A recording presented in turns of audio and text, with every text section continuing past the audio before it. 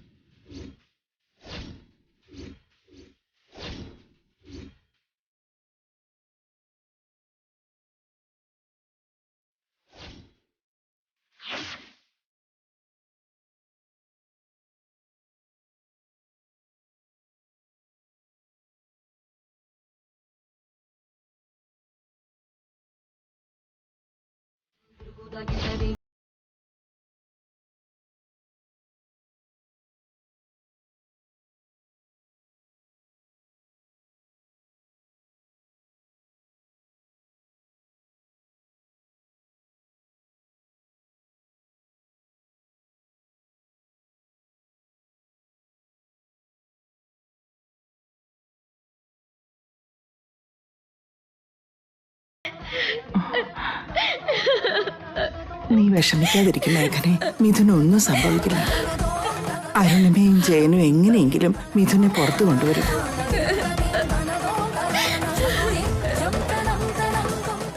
ഞാൻ police station വരെ ഒന്ന് പോയിട്ട് വരാം. ഞാനും വരാം അരുണിമച്ചി. ഞാനും കൂടി അമ്മയുടെ കൂടെ വന്നോട്ടെ. ചെയ്തതൊന്നും മതിയായില്ലേ? ഇനി എങ്ങോട്ടേക്ക് എഴുന്നള്ളുന്നേ?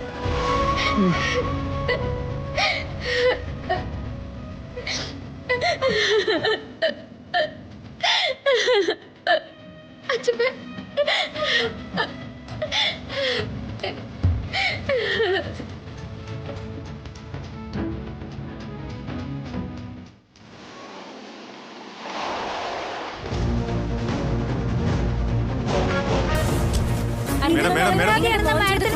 നിങ്ങൾ അറിഞ്ഞിരുന്നു?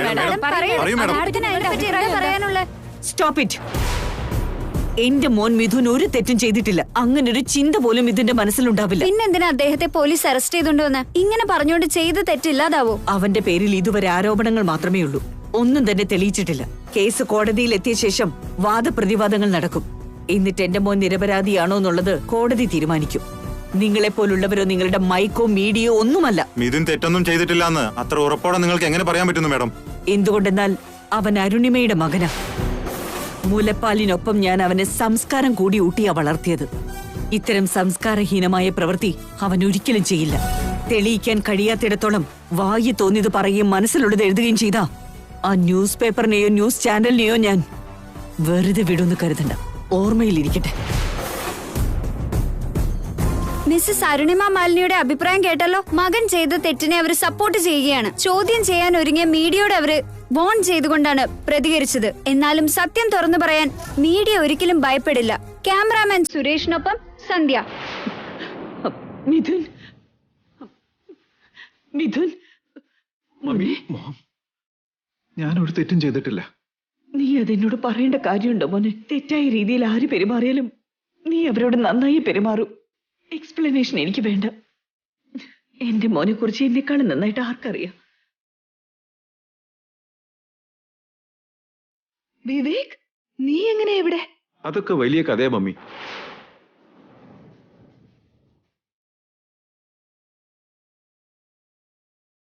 ഇൻസ്പെക്ടറെ, ഒരു തെറ്റും ചെയ്യാത്ത ഒരാളെ കുറ്റവാളിയെ പോലെ അടച്ചിട്ടിരിക്കുന്നത് എന്തിനാ? സോറി അരുണിമ മാലിനി, തെറ്റും ശരിയും എന്താണെന്ന് നിങ്ങളുടെ മകൻ പറഞ്ഞു കഴിഞ്ഞു. നിങ്ങളുടെ ഭർത്താവും സംസാരിച്ചു. അടുത്ത നിങ്ങളുടെ ഊഴാണോ? പറഞ്ഞത് തന്നെ വീണ്ടും വീണ്ടും പറഞ്ഞുകൊണ്ടിരുന്ന അത് കേട്ടുകൊണ്ടിരിക്കാൻ എനിക്ക് സമയമില്ല. എനിക്ക് ഒന്നേ പറയാനുള്ളൂ, കുറ്റം ആരോപിക്കപ്പെട്ടിരിക്കുക. അതുകൊണ്ട് എന്റെ ഡ്യൂട്ടി ഞാൻ കൃത്യമായി ചെയ്തിട്ടുണ്ട്. സർ, ഞാനിനി പൊയ്ക്കോട്ടെ? പൊയ്ക്കുള്ളൂ മിസ് പ്രിയ. ഹലോ,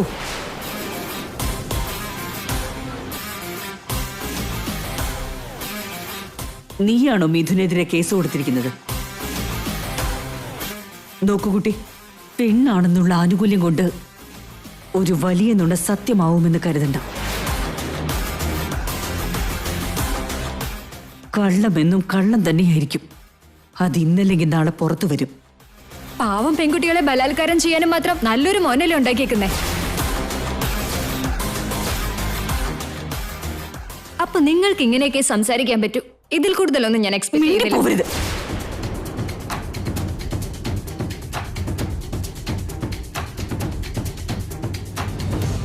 നിന്റെ കണ്ണുനീരി പോലീസിന്റെ അടുത്ത് വില പോവായിരിക്കും. ആ മീഡിയയും പത്രക്കാരും നിന്റെ കൂടെ നിൽക്കുമായിരിക്കും. നിന്റെ അഭിനയം കണ്ട് ഈ നാട്ടുകാരും ഒരുപക്ഷെ നിന്നോട് സഹതാപം കാണിച്ചെന്നിരിക്കും. പക്ഷേ ഈ കണ്ണുനീര് കൊണ്ട് എന്നെ പറ്റിക്കാൻ കഴിയുമെന്ന് കരുതണ്ട.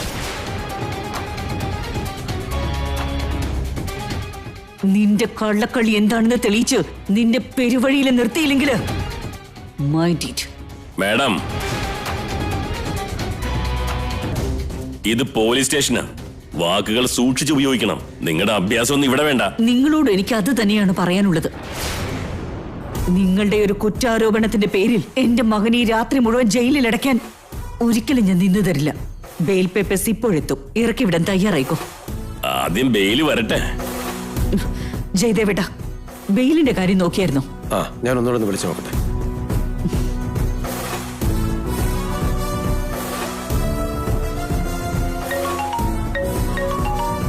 Hello sir. എവിടെയാണോ താൻ? ഞങ്ങൾ ഇപ്പോഴും പോലീസ് സ്റ്റേഷനിൽ തന്നെയാ. ഒന്ന് പെട്ടെന്ന് വരാൻ നോക്ക്. സോറി സർ, ഭയങ്കര ട്രാഫിക് ബ്ലോക്ക് ആയിരുന്നു. ഞാൻ കോടതിയിലെത്തിയപ്പോഴേക്കും ജഡ്ജി പോയി കഴിഞ്ഞിരുന്നു. ബെയിൽ നമുക്ക് കിട്ടിയില്ല സാറേ.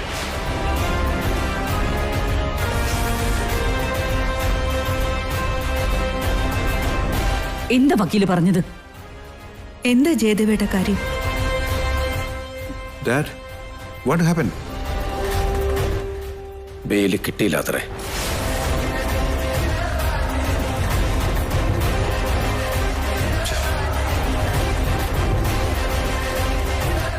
വാട്ട്? ബെയിൽ എങ്ങനെ കിട്ടാതിരിക്കുന്ന ജയേട്ടാ? വക്കീല് കോടതിയിലെത്തിയപ്പോഴേക്കും ജഡ്ജ് എവിടുന്ന് പോയിരുന്നു അത്രേ.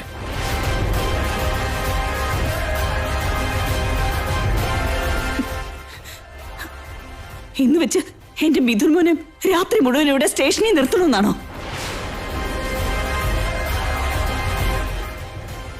ഞാൻ പോയിക്കോട്ടെ.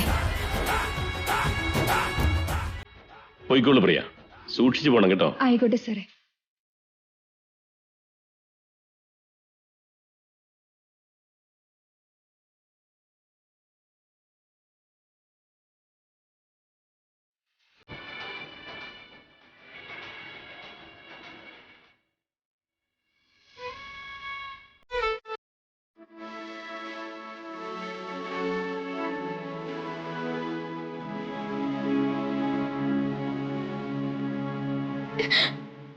ഒരു ഉറുമ്പിനെ പോലും നോവിക്കാത്ത മനുഷ്യനും മിഥുനേട്ടൻ.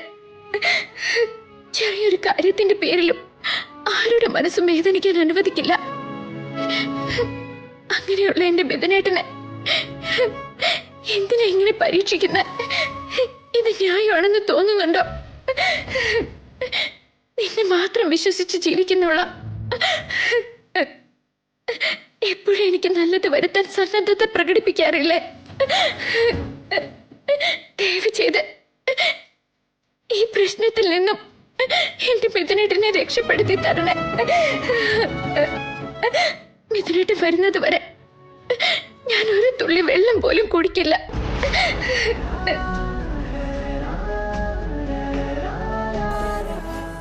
വിഷമിക്കാതിരിക്കും മേഘന. നിന്റെ പൂജയുടെ ഫലം വെറുതെ ആവില്ല. ദൈവം ഉറപ്പായി നിന്റെ പ്രാർത്ഥന കേൾക്കും മോളെ. നിന്റെ ഭർത്താവിനെ നിന്റെ അടുത്ത് കൊണ്ടുവന്ന് എത്തിക്കും.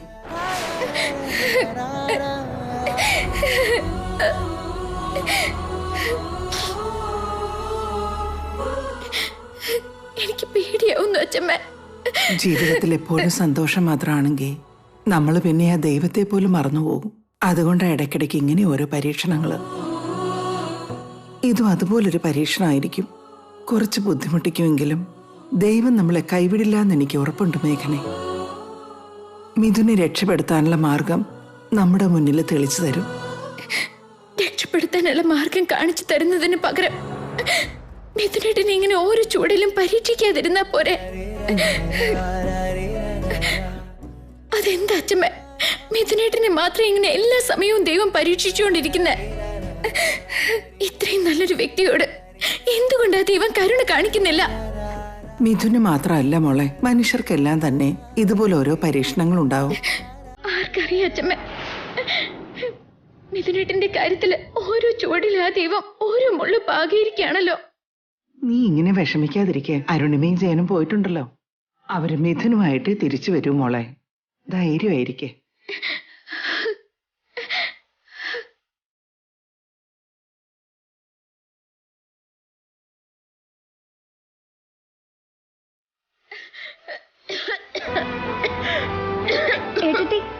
വെള്ളം കൊണ്ടുവരാം. സഞ്ജന വേണ്ട.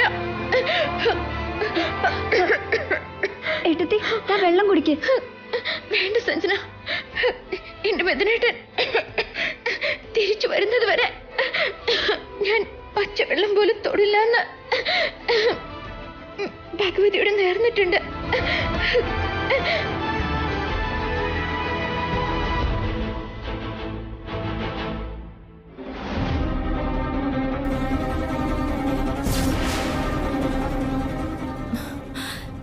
മിഥുനേട്ടനൊന്നും സംഭവിക്കരുത്.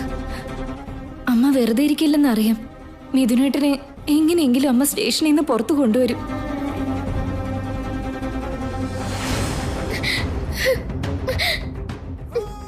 ഭഗവതി, മിഥുനേട്ടനെ കുറിച്ച് എന്നെക്കാളും നന്നായിട്ട് ഭഗവതിക്കല്ലേ അറിയാവുന്നത്. ഒരു നിരപരാധിയായ വ്യക്തിയുടെ മേലെ പഴി ചാരുമ്പോ അത് എത്രമാത്രം വേദനിക്കുന്നുള്ളത് നിനക്കറിയാവുന്നതല്ലേ ഭഗവതി. മിഥുനേട്ടനുണ്ടായ ഈ കളങ്കം തുടച്ചു മാറ്റി ദയവ് ചെയ്ത് ഏട്ടനെ എന്റെ അടുത്ത് കൊണ്ടുവന്ന് തിരിച്ചു താ.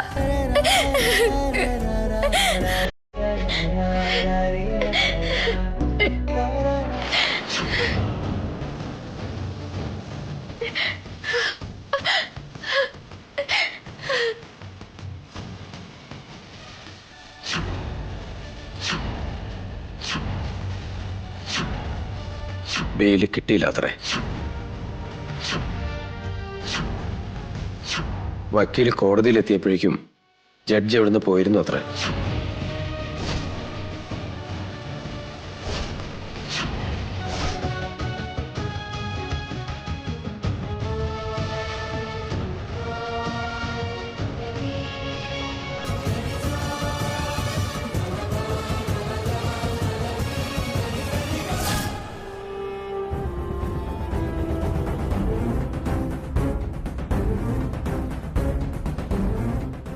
മാഡം, നിങ്ങൾ ഇങ്ങനെ ഇവിടെ നിന്ന മകൻ പുറത്തേക്ക് വരില്ല.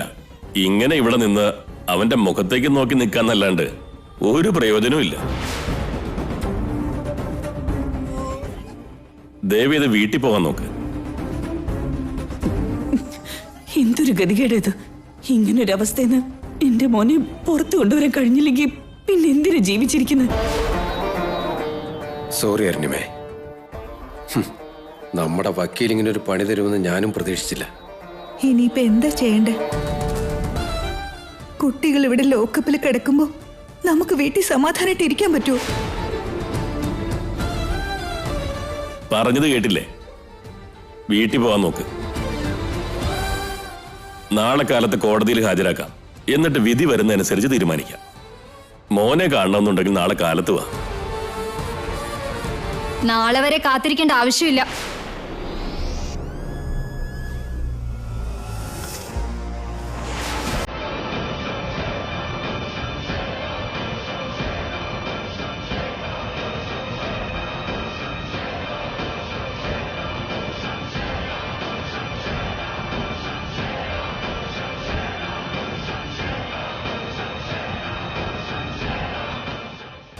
Open the lock.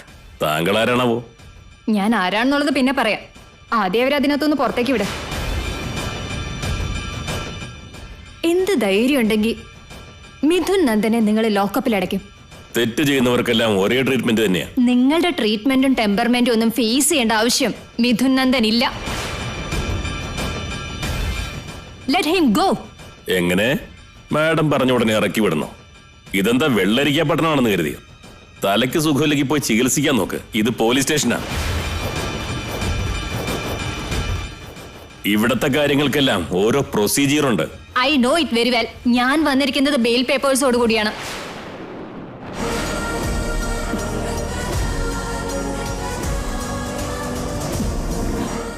Mister Sudarshan,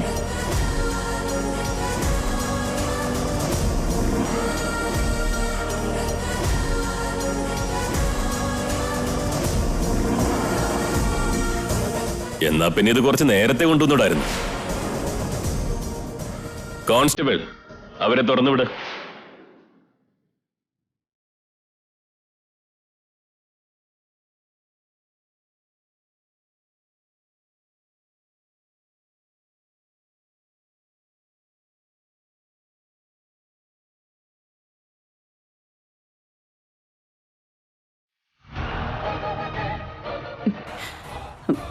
thank you so much Manjari. Aunty എന്തിനാ എനിക്ക് താങ്ക്സ് പറയുന്നേ? മറ്റൊരു വഴി മുന്നിൽ കാണാതെ നിൽക്കുന്ന സമയത്താ നീ വിളക്കുമായിട്ട് കയറി വന്നത് മോളെ.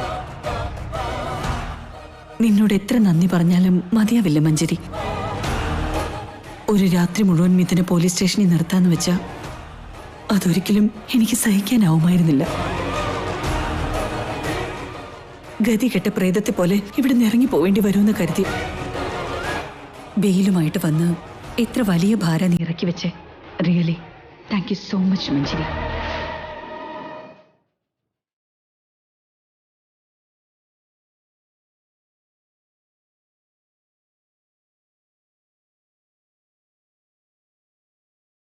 Thank you Manjari. എന്നോട് എന്തിനാടാ താങ്ക്സ് പറയുന്നേ? Really you are great Manjari. ഞങ്ങളെ കൊണ്ട് സാധിക്കാത്തതാ നീ ചെയ്തിരിക്കുന്നത്. നീ എന്നൊരാളില്ലായിരുന്നെങ്കിൽ ഇന്ന് രാത്രി മുഴുവൻ ഇവര് പോലീസ് സ്റ്റേഷനിൽ കിടന്ന് നരകിക്കേണ്ടി വന്നേനെ. Thanks a lot. That's okay. നീ ചെയ്തത് ഒരു ചെറിയ കാര്യമല്ല മോളെ. നിന്നോടുള്ള കടപ്പാട് ഞങ്ങൾ എങ്ങനെയാ തീർക്കുക? അയ്യോ ഇതെന്താ അങ്കിളെ? താങ്ക് യു സോ മച്ച് മഞ്ജരി.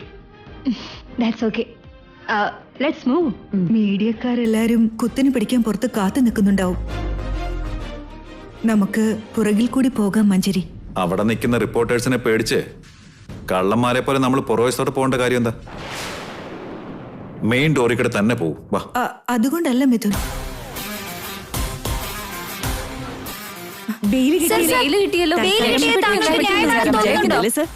തൽക്കാലം ഇപ്പൊ ബെയില് കിട്ടി. നാളെ ഞാൻ നിരപരാധിയാണെന്നും തെളിയും. അങ്ങനെ നിരപരാധിയായി നിൽക്കുന്ന മിഥുനോട് ക്ഷമ പറയാനെന്ന വ്യാജേന ഈ നിൽക്കുന്ന അത്രയും പേരും നാളെ എന്റെ വീടിന്റെ മുമ്പിലും ഉണ്ടാവും. അറ്റ്ലീസ്റ്റ് അപ്പോഴെങ്കിലും നടന്നത് എന്താണെന്ന് മനസ്സിലാക്കിയിട്ടേ നിങ്ങളൊക്കെ അങ്ങോട്ട് വരാവൂ.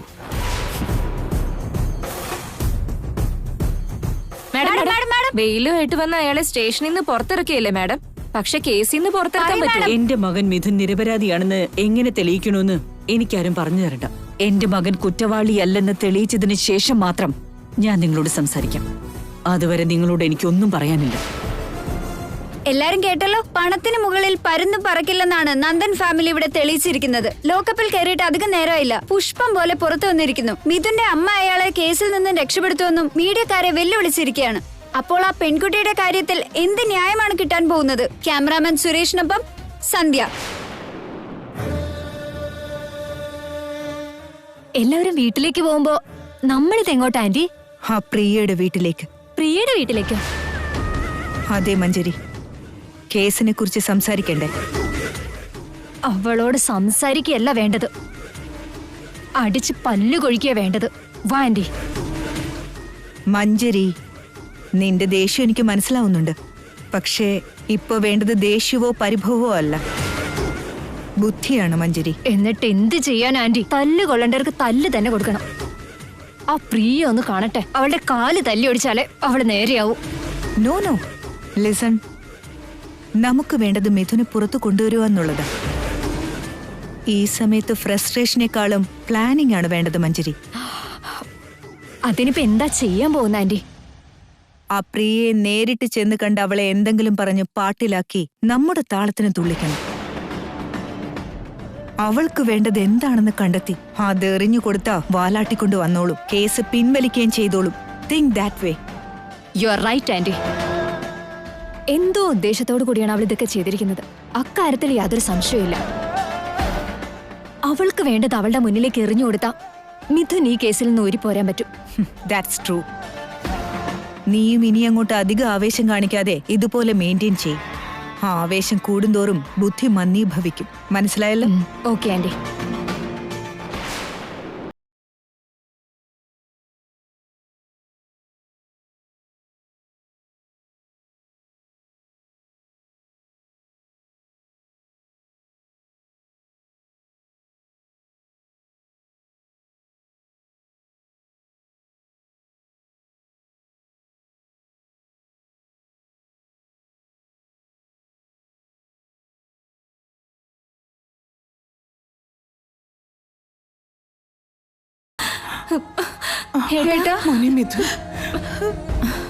ഏട്ടൻ ഇന്നിവിടെ കിടക്കേണ്ടി വരുമെന്ന് ഞങ്ങൾ ആകെ പേടിച്ചു പോയി. Thank God you came back. Finally രണ്ടുപേരും വീട്ടിലെത്തിയല്ലോ.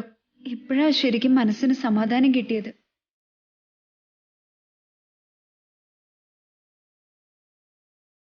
നിനക്കൊന്നും പറ്റിയില്ലല്ലോ? ആ പോലീസ് നിന്നെ വല്ലതും ചെയ്തോടാ? എനിക്കൊരു കുഴപ്പമില്ല അച്ഛമ്മേ. എനിക്കറിയാം മോനെ, നീ ഒന്നും ചെയ്തിട്ടുണ്ടാവില്ല. ആ പെണ്ണിന് എന്താ പറ്റിയേ? എന്തൊക്കെയായാലും അവള് കേസ് കൊടുത്തെന്ന് കരുതി നിന്റെ അച്ഛനും അമ്മയും വെറുതെ ഇരിക്കുന്നു കരുതിയോ? നീ നോക്ക്, നിന്നെയും കുട്ടിയല്ലേ അവര് വീട്ടിലേക്ക് തിരിച്ചു വന്നേ. മിഥുനെ തിരിച്ചു കൊണ്ടുവന്ന് നിങ്ങൾക്കെല്ലാവർക്കും സമാധാനം തന്നത് ഞങ്ങളല്ല അമ്മേ. പിന്നെ മഞ്ജരി.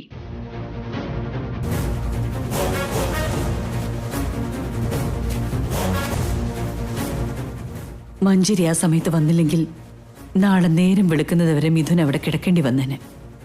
ഞങ്ങൾക്കാർക്കും സാധിക്കാത്തതാ അവള് ചെയ്തത്. മഞ്ജരിയെല്ലാം നേരത്തെ കണ്ട് ചെയ്തതുകൊണ്ടാ ഇന്ന് മിഥുൻ നമ്മുടെ മുൻപിൽ ഇങ്ങനെ നിൽക്കുന്നത്. അല്ലായിരുന്നെങ്കിൽ ഒരു ദിവസമെങ്കിലും നമ്മൾ മരണവേപ്രാണ് അനുഭവിച്ചേനെ.